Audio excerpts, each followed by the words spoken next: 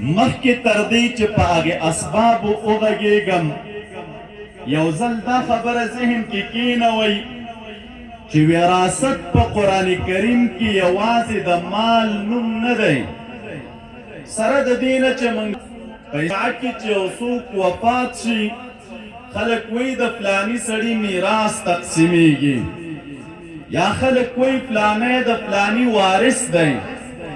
د خلکو په ذهنونو کې دا خبره پرته ده چې دا کلمه د وراثت به ګنې تنها د مال پورې منحصره وي، یا دا وراثت چې جاری کیږي تعلق د وراثت به تنها د مال سره وي. خو حقیقت داسې نه دی. وراثت چې څنګه تعلق د مال سره لري، همدقسې د وراثت تعلق د دین سره هم شته، د وراثت تعلق د علم سره هم شته، د وراثت تعلق د رسالت او د پیغام رسولو سره هم شته.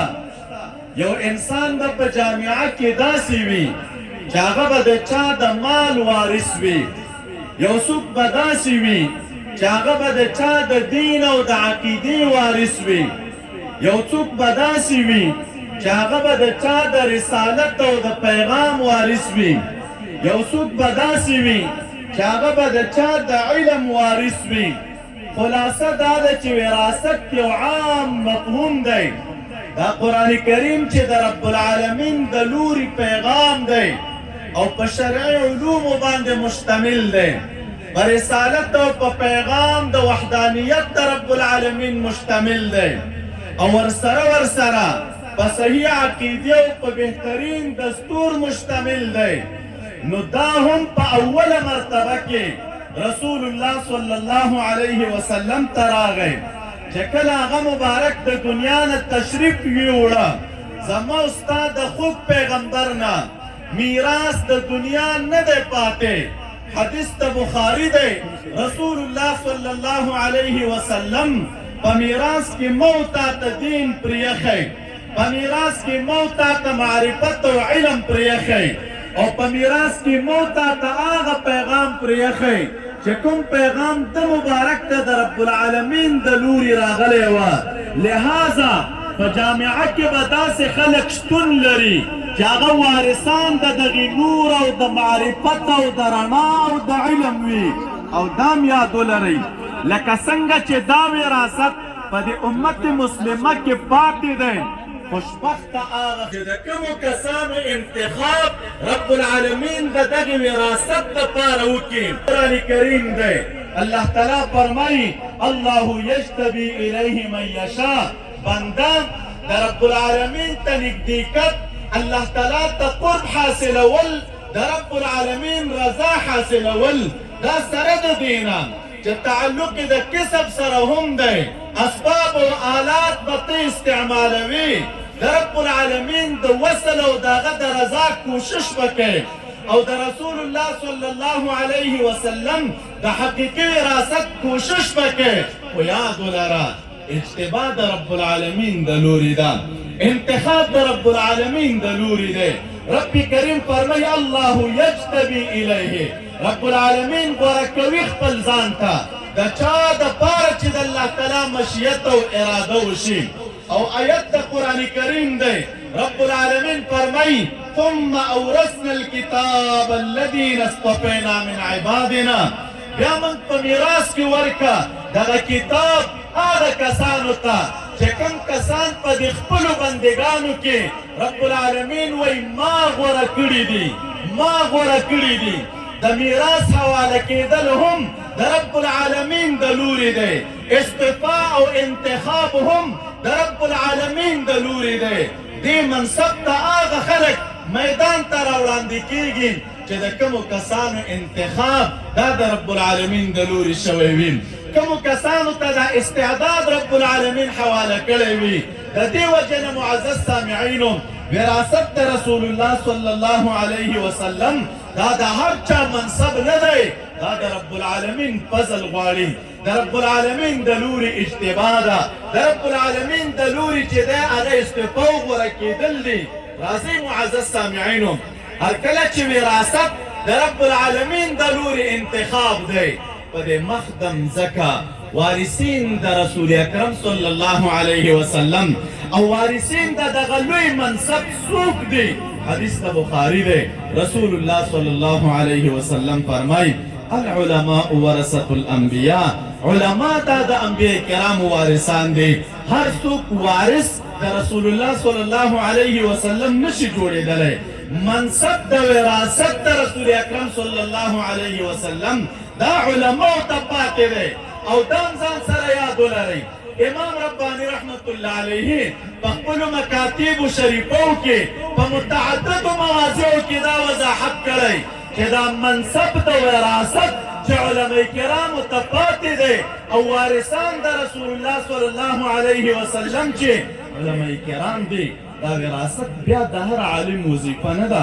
بلکې محبوب فرمای العلماء ورثة الانبیاء علماء څه خاصه طایفه ده په دوی کې چې هغه د رسول الله صلی الله علیه وسلم وارثان دي او هغه خلک څوک دي چې نبی علیہ السلام هغې ته خپل وراثت سپارلی یا په مخدم ځکه باندې زه ته د وارث په صفت باندې پیژنم مبارک فرمای دا هغه خلک دي چې کوم علما جامع د ظاهر د شریعت هم وي جامع د باطن د شریعت هم وي الله تعالی د شریعت د ظاهر نم برخه ورکړې وي الله تعالی د شریعت د باطن نم برخه ورکړې وي باطن د شریعت سمانا معزز سامعینو دا یاد ولرئ علما زمون لیکي روایاتو کې دا راځي لكل آیة ظهر و بطن د قرآن کریم چې څومره آیتونه دي دو اړخه لري یو اړخ د ظاهر دی یو اړخ د باطن دی اړخ د ظاهر یې دغه دی چې کوم څیز باندې دا نص د کتاب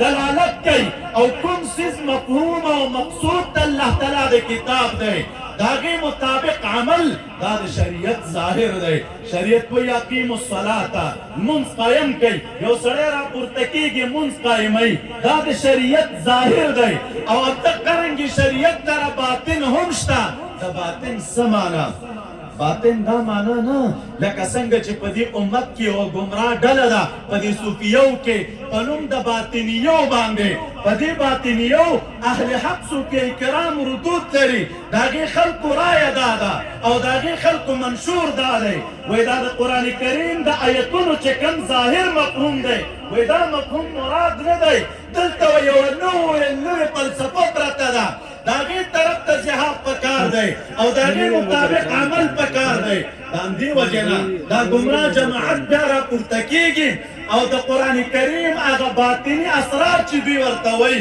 خلکو ته بیان د خپل بطن موافق کوي د خپلو آراو موافق کوي د خپلې رای موافقې کوي زمونږ دا منشور نه دی اهل حق او محققین صوفیه کرام وایي چې قرآن کریم ظاهر او باطن لري ظاهر یې دا دی چې موږ او تاسې ورسره مخ یو باطن د قرآن کریم او باطن د شریعت دا اسرار د شریعت دي چې امت ته علماء کرامو بیان کړي دي دا اسرار د شریعت دي چې علماء کرام په خپلو مجالسو کې بیانوي خو شرط دا دی دغه اسرار د شریعت یا دغه باطن د شریعت لره به اعتبار په هغه صورت کې وي چې د دې موافقت د ظاهر د شریعت سره وه که چېرته یو چا باطن د شریعت په داسې انداز بیانوه چې موافقت یې د ظاهر د شریعت سره نه وه علما زمونږ لیکي کل طریقة ردها الشریعه فهي زندقة هر طریقت هر لاره هر باطني سر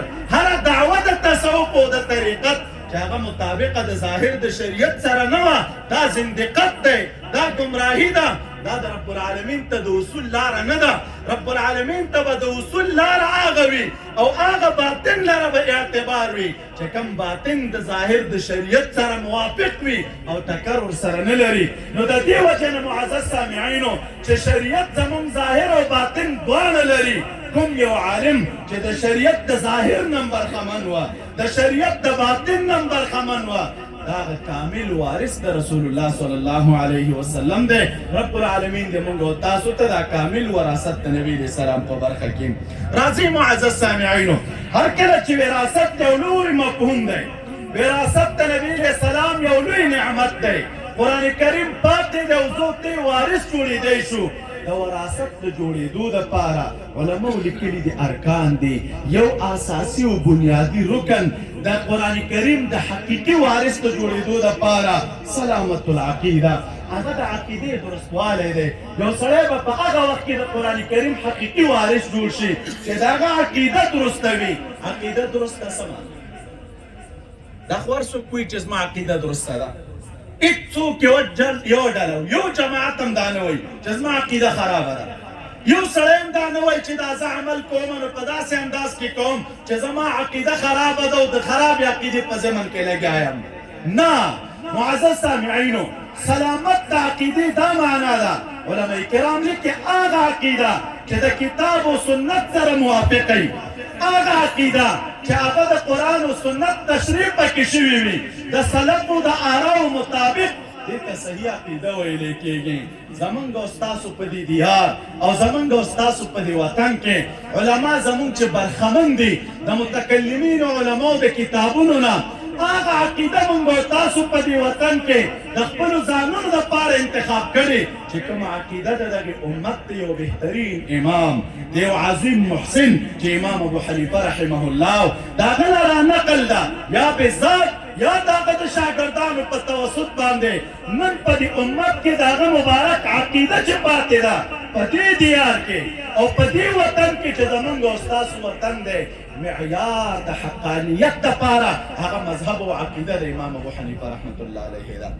لہذا که په دې دیار کې او په دې وطن کې دا د دیار خبره ځکه درته کوم چونکې په اسلامي نړۍ کې مذاهب موجود دي، په اسلامي نړۍ کې علما موجود دي، لوی جماعتونه د اشاعرو موجود دي، لوی جماعتونه د ماتوریدیو هم شته، لوی جماعتونه د موالکو د حنابلو او د شوافعو هم شته. موږ د هغې اجتهاد ته د قدر په نظر ګورو، د هغې اجتهاد ته د احترام په نظر ګورو. څنګه چې ځان ته وایو چې موږ په حقه یو، ائمه د دین هم په حقه ګڼو، ولیکن د حقانیت سره سره دعوه زمونږ دا ده چې د دې ټولو امامانو په درمیان کې هغه رایه چې ډېره موافقه د کتاب و سنت سره ده، هغه عمل چې ډېر موافق د کتاب و سنت سره دی، او په دغې دیار زمونږ او ستاسو کې معیار دپاره د حق د پېژندلو دی، هغه رایه او مذهب د امام ابو حنیفه رحمت الله علیه دی. یو سړی په دې منهج برابرو دا علامه د سالمیت د عقیدې ده، او که یو سړی په دې منهج نه برابر دا عقیده دا علامه ده سالمیت د عقیدې نه ده. د همدې وجې نه علما لیکي اول رکن دپاره د دې چې زه د قرآن کریم حقیقي وارث جوړ شم، عقیده درسته کړه. که عقیده درسته وه حقیقي وارث یې، که عقیده درسته نه وه وارث د نبي علیه السلام نه یې، ته به وایې چې څنګه وه یو سړی لګیا دی د الله کتاب وایي، درس کوي، تدریس کوي، زده کړه کوي، بیا به هغه وارث د نبي علیه السلام نه وي. معزز سامعینو، دا علما زمونږ په خپلو کتبو د احادیثو کې یو مستقل باب د خوارجو لګوي. د خوارجو علایم چې موږ تاسې وګورو، که امام بخاري ذکر کړي، که امام ابو داود ذکر کړي، عجیب روایات به زمونږ او ستاسو مخې ته راشي. د خوارجو په باب راځي یصلون لیس صلاتکم مع صلاتهم شیئا. خوارج هغه خلک دي دوی به منځونه کوي، ستاسو منځ به د هغوی د منځ په مقابل کې هېڅ شی هم نه وي، روژې به نیسي، ستاسې روژې به د هغې د روژو په مقابل کې هېڅ شی هم نه وي. خلک به د رب العالمین کتاب ته رابلي، ولیسو فی شیء منه، خپله به په یو شي کې هم نه وي. قرآن کریم به لولي، تاسې به ګمان دا کوئ چې دا قرآن کریم د دوی دپاره راغلی، او حال دا دی چې وهو علیهم. قرآن کریم بلولي رسول الله صلی الله علیه وسلم فرمای د مرۍ نه به کوزیږي نه، فکر وکړه مونځ شته په اعلی معیار کې، روژه شته په اعلی معیار کې، تلاوت د کتاب شته په اعلی معیار کې، دعوت د الله تعالی کتاب ته شته په اعلی معیار کې. خو باوجود د دې ټولو کارونو محبوب فرمایي لئن انا ادرکتهم لاقتلنهم قتل عاد. که چېرته ما زمانه د خروج د خوارجو راګیر کړي وای، نبي علیه السلام وایي دا خوارج به مې داسې وژلي وای لکه د عادیانو په شان. مونځ هم کوي، محبوب وایي وژلي به مې وای، تلاوت هم کوي، محبوب وایي وژلي به مې وای. وجه څه شی وه؟ ټول اعمال شته، لیکن سلامتیا د عقیدې نشته، عقیده نه ده برابره، عقیده نه ده درسته. د همدې وجې نه محبوب امت ته هم فرمایي پیغام پرېږدي چې د دې خلکو نه ځان ساتي، اجتناب ترې نه وکوي او خپله ارزو کوي که مې ګیر کړي وای د عادیانو په شان به مې وژلي وای. معلومیږي دا چې نفس لوستل، نفس تعلق د الله تعالی د کتاب سره دا سبب د نجات نه دی تر هغه وخته پورې چې سلامتیا د عقیدې نه وي. دویم رکن علما کرام لیکي احکام آلة الفهم، څنګه کولی شي چې د قرآن کریم حقیقي وارث جوړ شي. دا د قرآن کریم د فهم او د پوهې چې کم آلات دي دا مضبوط ځکه هغه آلات کوم دي. قرآن کریم یو فصیح کتاب دی، بلیغ کتاب دی، دقیق کتاب دی. تا ته پکار دا ده د دې علومو مطابق صرف و نحو و بلاغت وغیره زده کړي چې کله دې دا په احسنه طریقې باندې زده کړل بیا کولی شي چې د قرآن کریم حقیقي وارث جوړ شي. او که خدا ناخواسته آلاتو د فهم نه بې برخې وي د قرآن کریم وراثت د اسانه کار نه دی. دریم علما کرام لیکي رکن ثالث د قرآن کریم د حقیقي د وارث کېدو دپاره اصول التفسیر و منهج السلف. پکار دا د مؤمن مسلمان د قرآن کریم د تفسیر اصول زده کړي او د قرآن کریم د تفسیر اصول په کم انداز دا چې کوم په خپل فکر اخته نه منهج د سلف مخې ته کېده د هغې مطابق قرآن کریم زده کړه. سلف زمونږ او ستاسو څوک دي؟ صحابه کرامو. سلف زمونږ او ستاسو څوک دي؟ تابعین دي. سلف زمونږ او ستاسو څوک دي؟ تبع تابعین دي. دغه درې زمانې چې محبوب د دوی خیریت باندې ګواهي کړې ده دا زمونږ او ستاسو سلف دي. کوم یو انسان چې قرآن کریم زده کړو د قرآن کریم اصول یې مخې ته کېښودل د دغې سلفو د نهج مطابق د دوی د طریقې مطابق او د دوی د اصولو مطابق کېدی شي چې د قرآن کریم حقیقي وارث جوړ شي.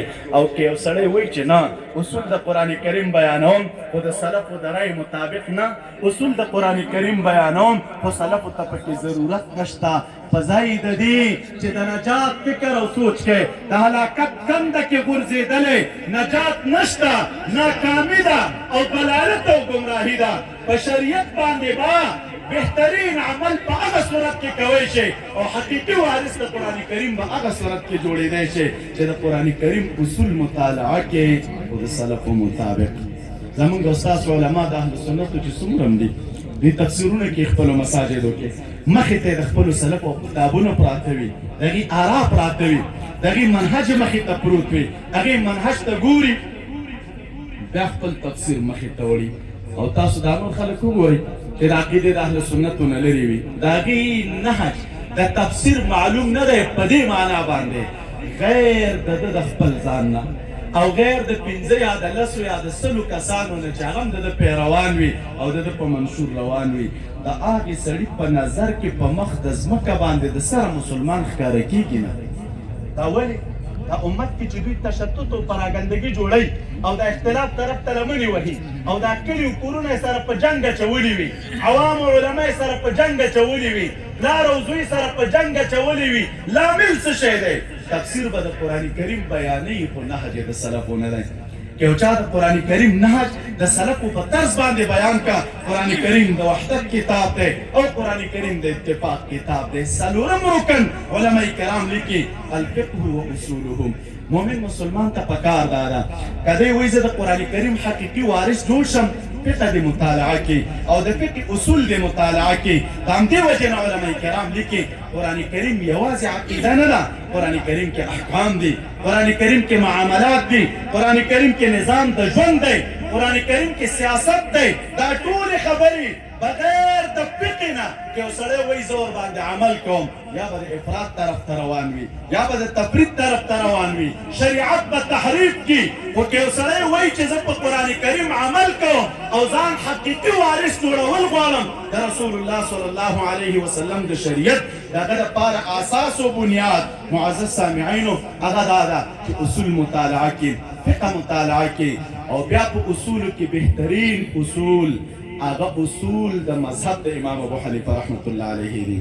دوستای عزیز، هر صاحب مذهب و هر مجتهد و هر امام یک اصول علیحده داره برای استنباط احکام، برای استنباط مسائل.